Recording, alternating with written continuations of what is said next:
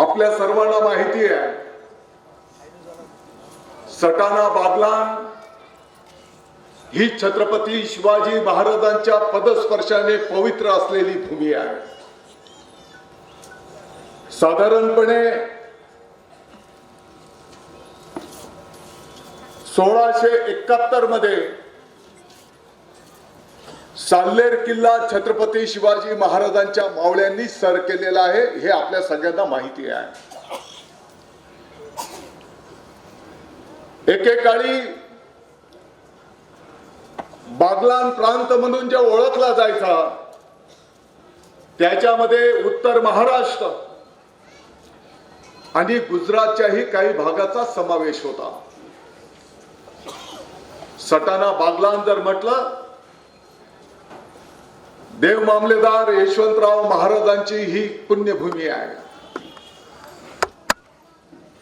मी तर सटाण्याला नेहमी क्रांतिकारकांचा तालुका म्हणून संबोधित असतो. अरविंद, तुम्हाला माहिती आहे, आपल्या सर्वांना माहिती आहे, शेतकरी संघटनेचं खरी मूळ माननीय शरद जोशी साहेब म्हटलं तर पुण्याचे होते, परंतु खरी शेतकरी संघटनेची ठिणगी जी पडली ती आपल्या सटाणा बागलाण तालुक्यामध्ये. आणि मग शेतकऱ्यांच्या हितासाठी संपूर्ण महाराष्ट्रामध्ये शेतकरी संघटनेच्या माध्यमातून त्या ठिकाणी रान उठवलं गेलं. आपण हे सगळ्यांनी बघितलेलं आहे. मला वाटतं की ज्योतिताई, हर्षदाताई हा एवढा जनसमुदाय पाहिल्याच्या नंतर 100% सटाणा नगर परिषदेवर शिवसेनेचा भगवा फडकेल.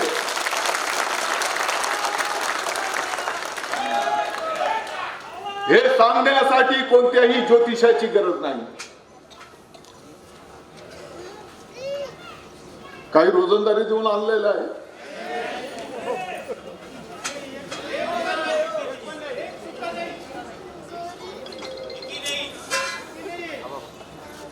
काय बाबा,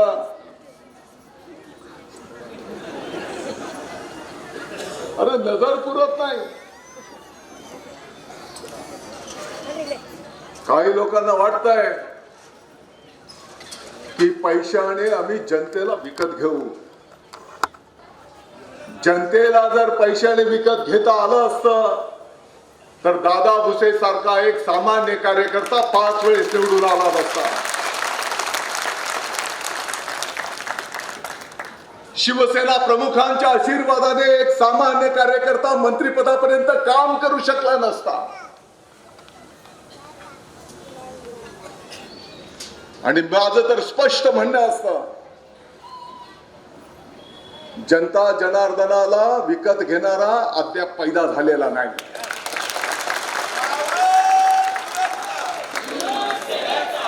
आणि म्हणून मला वाटतं की अशा या पवित्र भूमीच्या भविष्याच्या विकासाच्या संदर्भातली ही निवडणूक आहे.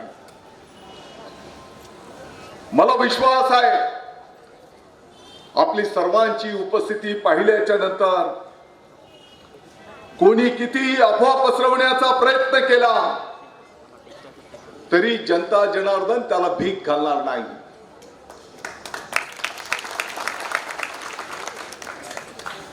आता योगायोग आहे की आपण बांधभाऊ शकस मालेगाव आणि सटाणा, आणि मी आपल्याला विनंती करायला आलेलो आहे, थोडसा वशिला लावायला आलेलो आहे. आता नगराध्यक्ष पदाच्या हर्षदाताई, राहुल बाबा पाटील,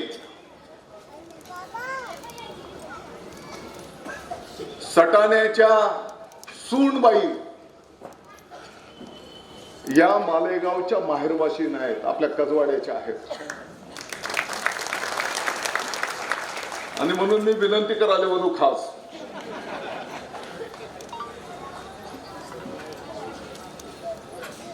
अतिशय जसं आता आदरणीय बाळासाहेबांनी सांगितलं, उच्च शिक्षित स्वच्छ चारित्र्याचे उमेदवार, सर्व समाज समावेशक उमेदवार आपल्या सटाणा नगर परिषदेवर त्या ठिकाणी प्रतिनिधित्व करण्याच्यासाठी, उद्याच्या या शहराचा विकास साध्य करण्याच्यासाठी शिवसेनेच्या माध्यमातून आपल्या समोर दिलेले आहेत. मला वाटतं की यापूर्वी पण इथले स्थानिक शिवसेनेचे पदाधिकारी असतील,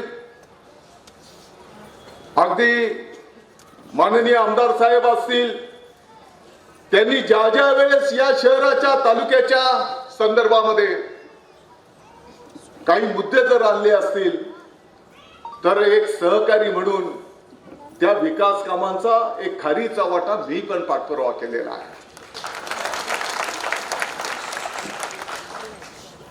मी आमदार साहेबांना फोन केला होता की आमदार साहेब आपण एकदा बसूया, चर्चा करू.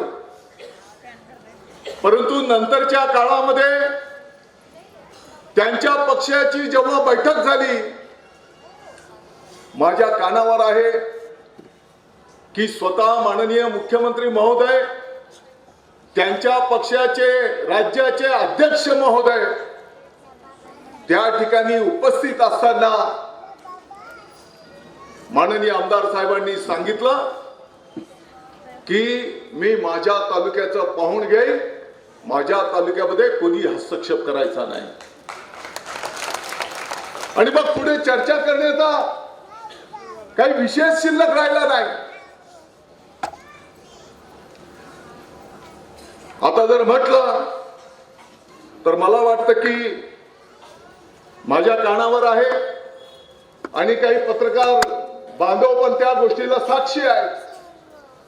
अगदी काल परवा माननीय मंत्री महोदय गिरीश महाजन साहेब इकडे आलेले होते आणि गिरीश महाजन साहेबांनी पण ती सगळी परिस्थिती पाहिल्याच्या नंतर त्यांनी स्थानिक पातळीवर सांगितलं की ठीक आहे, सगळं तुमच्या सांग तर तुम्हीच सांभाळा.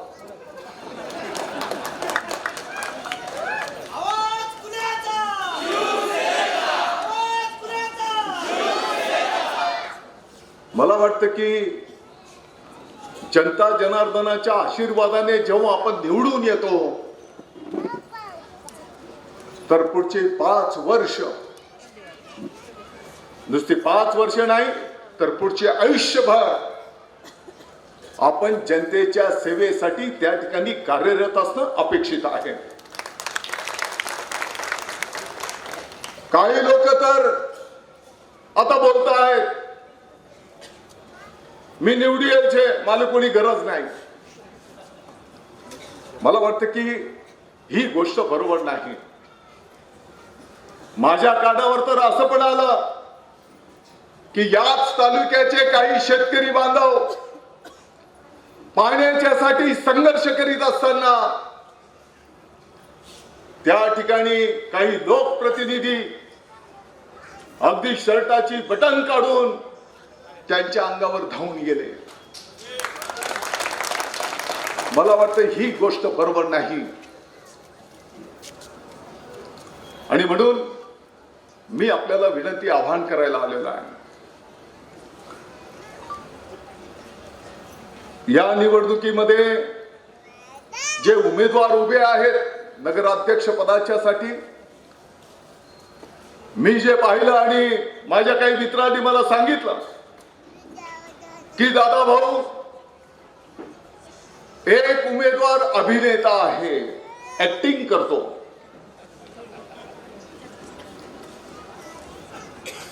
तुम्हाला माहिती आहे कोण ऍक्टिंग करतो?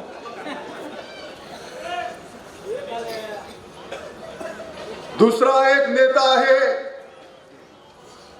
त्याने बिचाराने मागच्या काही वर्षापासून उमेदवारीसाठी कामकाज केलं होतं, परंतु टाइमावर त्या बिचाऱ्याचा पत्ता कट करून टाकला. आणि आज शिवसेनेच्या वतीने एक कार्यकर्ता म्हणून उमेदवारांची टीम आम्ही शिवसेनेच्या माध्यमातून सटाण्याच्या सेवेसाठी या ठिकाणी दिलेली आहे.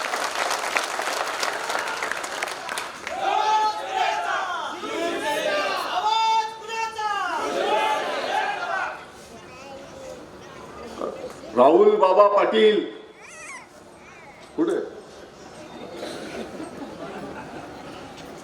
स्वच्छ चारित्र्याचा उमेदवार.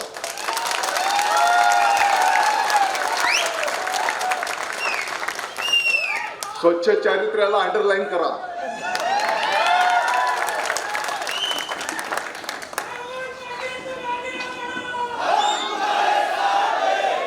सर्व जाती धर्माचे उमेदवार आम्ही दिलेले आहेत.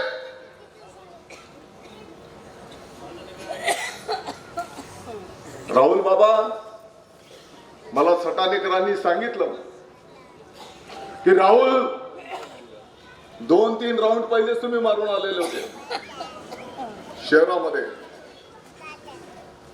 आणि आताही ताई तुम्ही जेव्हा प्रचारासाठी सर्व उमेदवार फिरत होते, अनेक बातमी माननीय एकनाथजी शिंदे साहेबांच्या बहिणींनी तुमचं उत्स्फूर्तपणे त्या ठिकाणी स्वागत केलं, तुमचं औक्षण केलं. राहुल बाबाला सटाण्यांच्या सर्व माता भगिनींनी आशीर्वाद दिलेले आहेत, त्यांचं औक्षण केलेलं आहे.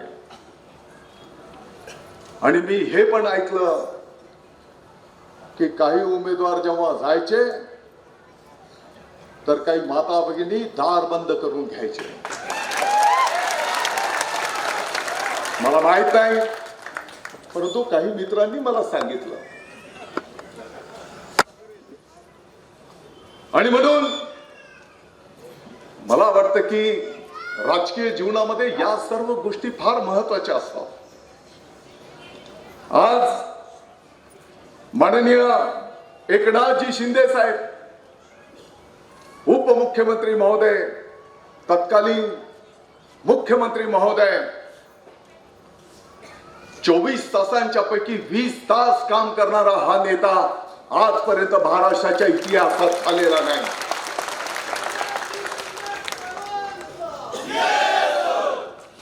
आपल्या सर्वांना माहिती आहे, धर्मवीर आनंदजी दिघे साहेब 24 तासांच्या पैकी 20-22 तास काम करायचे.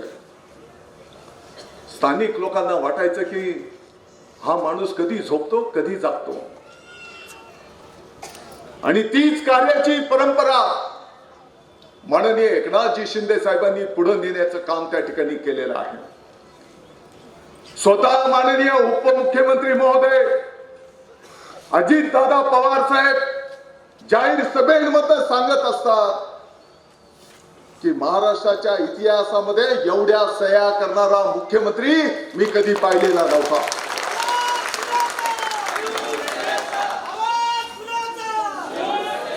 महाराष्ट्राच्या कानाकोपऱ्यात आलेला गोरगरीब माणूस, तो कोणत्या जाती धर्माचा आहे, एकनाथजी शिंदे साहेब रात्री 3, 4, 5 वाजेपर्यंत त्याला भेटल्याशिवाय मुख्यमंत्री महोदय झोपायला जात नव्हते. मी अनेक गोष्टी सांगू शकतो, अनेक उदाहरणं देऊ शकतो. मला वाटतं की आपल्या रावळगावचे शिंदे म्हणजे लहान लहान समाजाची लोक, काय डावरी समाज आहे, गोसावी समाज आहे, गोंधळी समाज आहे, अशी 13 समाजाची लहान लहान समाजाची लोक, त्यांना महामंडळ पाहिजे होतं. नाथपंथीय ही सगळी लोक. मी आपल्याला सांगू इच्छितो, एके दिवशी शिंदे आले आणि म्हटलं की दादा भाऊ आपला तो विषय राहिलेला आहे. रात्री 3 वाजता आम्ही तत्कालीन मुख्यमंत्री महोदय एकनाथजी शिंदे साहेबांच्या वर्षा बंगल्यावर गेलो. मला वाटतं की 3:30 वाजता ते झोपायला चालले होते.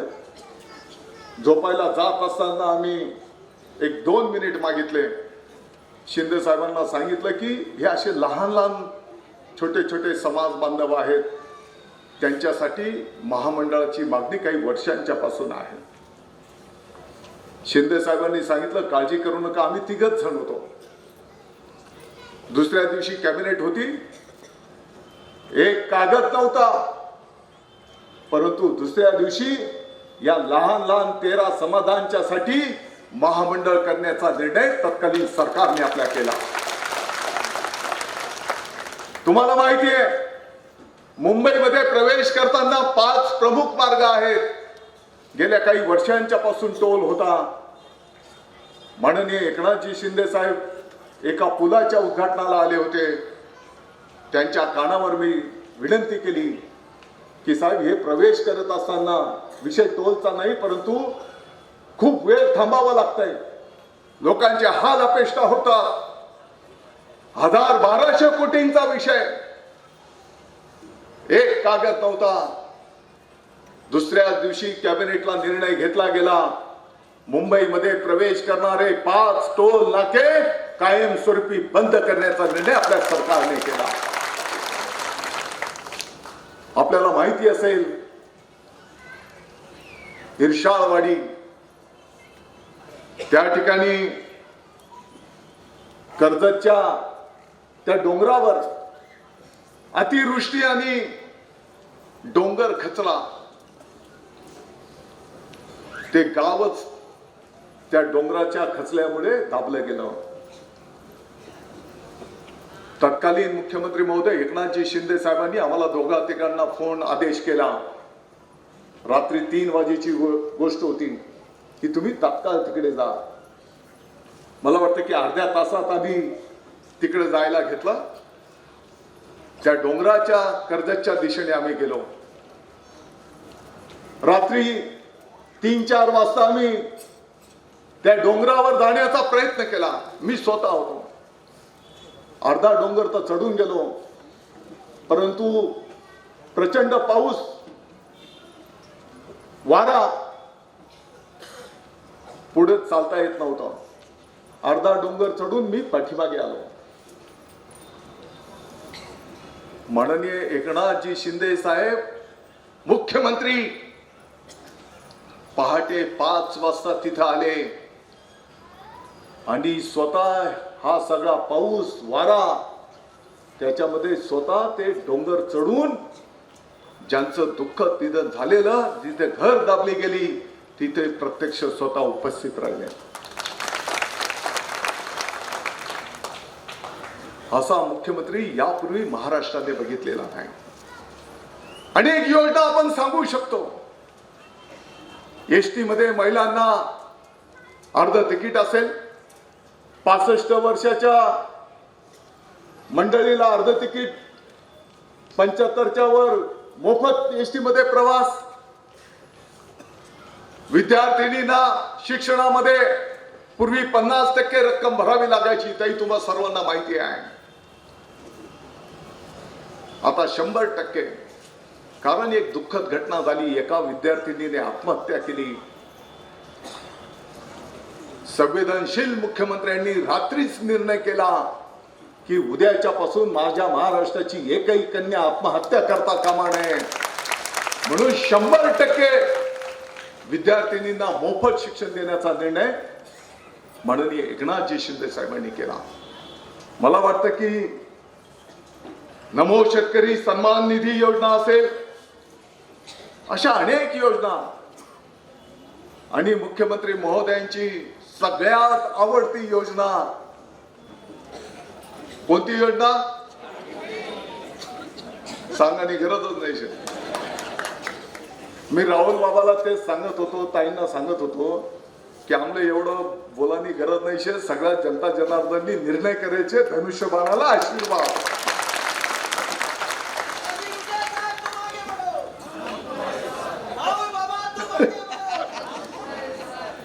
अर्थात हे सगळं असताना एक कार्यकर्ता म्हणून मला या गोष्टीची जाणीव आहे. ज्या पद्धतीने आदरणीय देशाचे लोकप्रिय प्रधानमंत्री नरेंद्र मोदी साहेबांनी शेतकरी सन्मान योजना सुरू केली. 4 महिन्याला 2000, वर्षाला 6000. त्याच पद्धतीने एकनाथजी शिंदे साहेबांनी शेतकऱ्यांच्यासाठी नमो शेतकरी सन्मान योजना केंद्राचे 6000 आणि राज्याचे 6000 त्याच काळामध्ये सुरू केलेली आपण सगळ्यांनी बघितलेली आहे.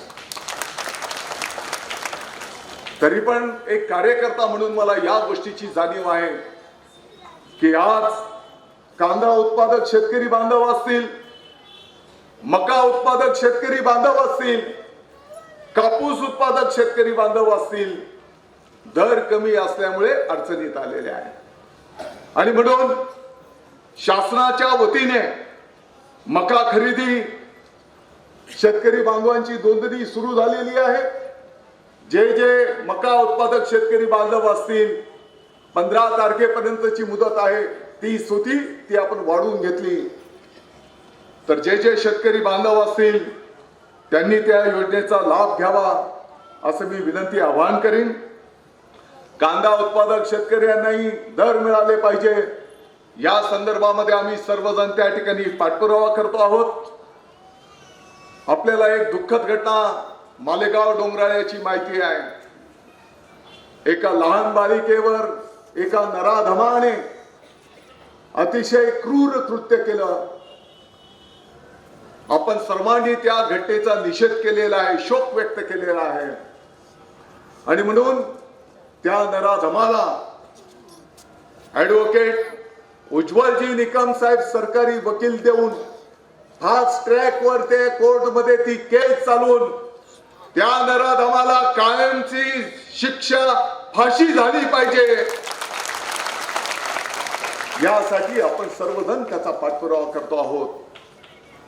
कालच आपण बघितलं असेल माननीय उज्ज्वलजी निकम साहेबांची त्या ठिकाणी नियुक्ती त्या ठिकाणी झालेली आहे. मला वाटतं की आमच्या त्या बालिकेची ती दुःखद घटना, दुर्दैवी घटना या महाराष्ट्राची शेवटची घटना ठरली पाहिजे. अशा गुन्हेगारांना अशी जरब बसली पाहिजे की यापुढे कोणी असं दुष्कर्म करण्याचं साहस त्या ठिकाणी दाखवणार नाही. आणि म्हणून मालेगावचं आता ताई तुम्ही बोलत होत्या, राहुलजी तुम्ही बोलत होते, मालेगावला तुमच्या सर्वांच्या आशीर्वादाने छत्रपती शिवाजी महाराज कृषी विज्ञान संकुल संपूर्ण भारतामध्ये एकमेव एकाच वेळेस मंजूर होणं आणि प्रत्यक्ष सुरू होणं. 5 कृषी महाविद्यालय आणि 1 डिप्लोमा कॉलेज फक्त आपल्या मालेगावला. आज महाराष्ट्राच्या कानाकोप शासकीय आहे ते त्या ठिकाणी शिक्षणाच्यासाठी आहेत. ताई तुम्ही जी सूचना केली मला अतिशय आनंद आहे आणि अभिमान आहे. क्रांती ज्योती सावित्रीबाई फुले महिला व बाल रुग्णालय सटाणा वासियांना मला आनंदाने सांगायचं आहे, आपल्या भागातल्या अनेक माता भगिनी येत असतात. फक्त 1 वर्षाच्या कालावधीमध्ये हजारो महिलांना सेवा देणारं ते रुग्णालय एका वर्षामध्ये 5005 महिलांची डिलिव्हरी फक्त 1 वर्षामध्ये संपन्न करणारं राज्यातलं पहिलं रुग्णालय आहे. आपण जर कधी आला तर माझी तुम्हाला विनंती आहे, महात्मा ज्योतिबा फुले साहेबांच्या पुतळ्याजवळ सटाणा रस्त्यालाच त्या रुग्णालयाला कधी तुम्ही भेट द्या. तिथली स्वच्छता, तिथली सुविधा तुम्ही बघा. आपल्या मालेगावला भारतरत्न महामानव डॉक्टर बाबासाहेब आंबेडकर साहेबांचा पुतळा भव्य दिव्य तुम्ही बघा. आणि म्हणून गिरणा मोसम नद्यांवरचे सेरीज मधले बंधारे, शेतकऱ्यांना पाण्याची उपलब्धता बघा. आणि माझी आपल्याला विनंती असणार आहे की याच धर्तीवर आपल्याला या ठिकाणी सटाण्याचाही विकास साध्य करायचा आहे. शिक्षणाच्या संदर्भामध्ये माझी आपल्याला विनंती आव्हान असणार आहे. माननीय मुख्यमंत्री महोदय, माननीय उपमुख्यमंत्री महोदयांनी आपल्या सर्वांवर शालेय शिक्षण विभागाची जबाबदारी दिलेली आहे.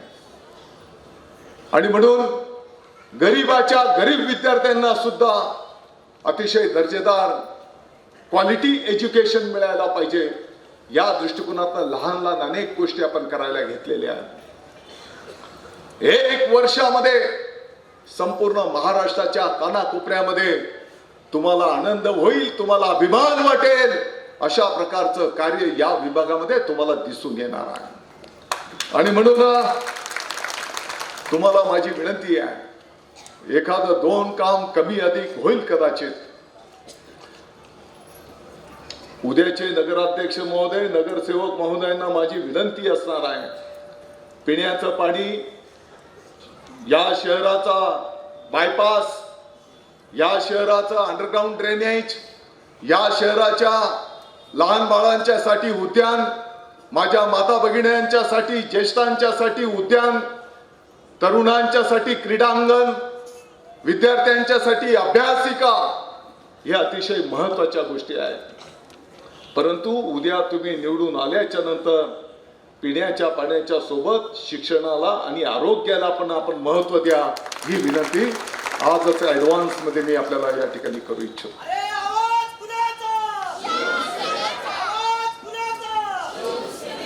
राहुल आता बाबा सांगत होता, मला चांगलं आठवत आहे, कदाचित 7-8 वर्षापूर्वी, कधी मागची नगरपालिका निवडणूक 16-17 मध्ये, तेव्हाच्या नगरपालिकेच्या निवडणुकीच्या वेळेस सटाणा वासियांना असं चित्र दाखवलं गेलं,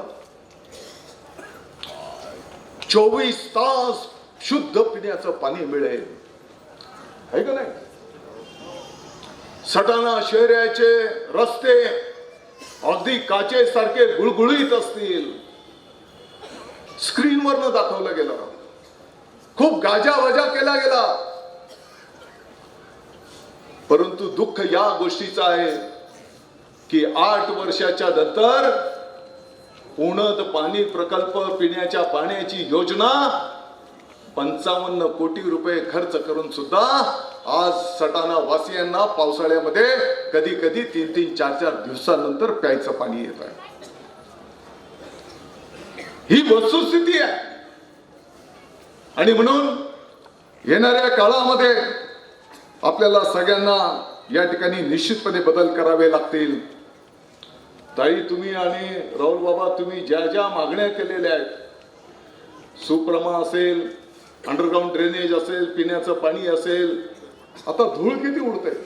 सटाणा शहराचा प्रमुख जो रस्ता आहे, दिवसभरात किती धूळ उडत असते. त्यासाठी बायपासचा विषय आहे. आणि मी जसं जसं बोललो, क्रीडांगण असेल, अभ्यासिका असेल, दवाखाना असेल, तुम्ही बिलकुल काळजी करू नका. तुमच्या सर्वांच्या सोबत घरपट्टीचा विषय असेल, पाणीपट्टीचा विषय असेल, सटाणा गावठाण असेल, वसाहत असेल, या सर्वांच्यासाठी तुमच्या खांद्याला खांदा लावून तुमचा भाऊ दादा भुसे तुमच्या सोबत आहे.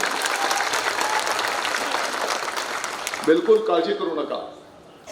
कारण आनंदाची गोष्ट अशी आहे की नगरपालिका, महानगरपालिका हे जे विभाग आहे, डिपार्टमेंट आहे, हे डिपार्टमेंटच माननीय नगर विकास मंत्री, उपमुख्यमंत्री महोदय एकनाथजी शिंदे साहेबांच्याकडे आहे. ज्या पद्धतीने आपलं सर्वांचं दैवत देव मामलेदार साहेबांनी दुष्काळाच्या परिस्थितीमध्ये गोरगरीब जनतेच्यासाठी धान्याचं कोठार खुलं केलं, सरकारची तिजोरी गोरगरीब जनतेच्यासाठी दुष्काळामध्ये खुली केली, त्याच दैवताला साक्षी ठेवून या शहराच्या विकासासाठी जे जे करावं लागेल, मी स्वतः तुमच्या सोबत राहील, हे मी या ठिकाणी अतिशय नम्रतेने सांगू इच्छितो. आणि म्हणून मला वाटतं की खऱ्या अर्थाने ताईंना आपल्याला ऐकायचं आहे. भाषण वगैरे मला जास्त जमत नाही. सकाळी 8 वाजेपासून तर रात्री 11-12 जो जनता जनार्दन आणि कानाकोपऱ्यात नाही, जनता दरबार,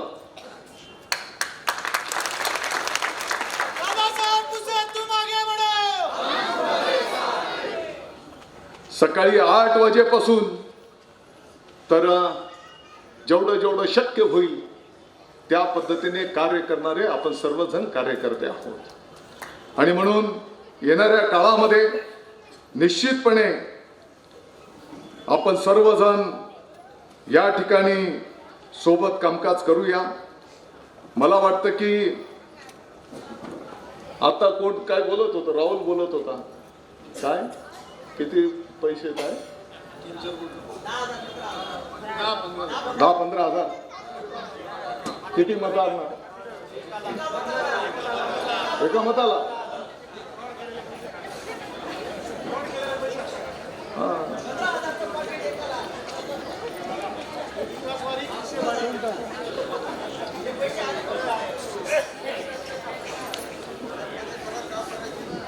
परंतु तुम्ही काय जे बोलतायत 15,000 काय अमुक ढमुक,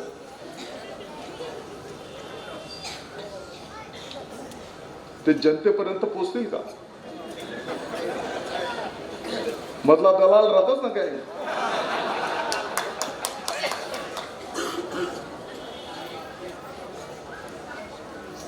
काय काळजी करू नका। अरे पैशांनी जर जनतेला विकत घेता आलं असतं, मी पहिलेच सांगितलं की दादा भुसे सारख्या एका सामान्य कार्यकर्त्याला जनतेने निवडून दिलं नसतं। येणाऱ्या काळामध्ये यशवंतराव महाराजांचं मंदिराचं सुशोभीकरण असेल, अशा एक ना अनेक गोष्टींना आपल्याला त्या ठिकाणी सामोरं जायचं आहे। काही लोक आदरणीय बाळासाहेब आता सांगत होते की गेल्या 1-2 दिवसांपासून अपप्रचार केला जातो आहे। नाही असं झालं तर तसं होईल। अल्पसंख्याक व्यापारी बांधव या सर्वांना मी आश्वस्त करू इच्छितो, सर्वात पहिलं प्राधान्य आपलं शांतता आणि विकासाला त्या ठिकाणी असणार आहे। आपण बिलकुल काळजी करू नका, त्याची जबाबदारी मी स्वीकारतो। समाजाच्या सर्व घटकांना सोबत नेत आपल्याला या शहराची प्रगती साध्य करायची आहे।